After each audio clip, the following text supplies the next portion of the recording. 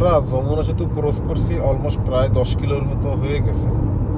তো 10 কিলোমিটার পথ পাড়ি দিয়ে এসে এখনো দেখেনি যে ডান সাইডে কি পরিমাণে গাড়ির লোড। মানে আমরা যারা হচ্ছে ঢাকা থেকে এই যে সেতু পাড়ি দিয়েছি তাদের হচ্ছে সেতুর ওই পারে সিরিয়াল, আর যারা হচ্ছে ঢাকায় ঢুকবে তাদের হচ্ছে সেতুর এই পারে সিরিয়াল, বিশাল সিরিয়াল। মানে অবস্থা খুবই খারাপ, খুবই খারাপ। মানে এখানে কি হচ্ছে, এটা মানে কোনো অ্যাক্সিডেন্ট হইতো বা এই ধরনের কোনো ঘটনা ঘটতো, কোনো কারণ থাকতো তাইলেও বুঝতাম যে কোনো কারণ আছে এই জন্য। বাট এখানে তেমন কোনো রিজনও আমরা খুঁজে পাইলাম না। জাস্ট কিছুক্ষণ যায় পুলিশ হচ্ছে এই সাইড অফ করে দেয়, ওই সাইড দিয়ে গাড়ি চলাচল করে, আবার কিছুক্ষণ যায় ওই সাইড অফ করে এই সাইড দিয়ে গাড়ি চলাচল করে, এইভাবে চলতেছে আর কি। এবং আমাদের অলমোস্ট প্রায় 5টা ঘন্টা এই একটা সেতুতে খেয়ে ফেলছে।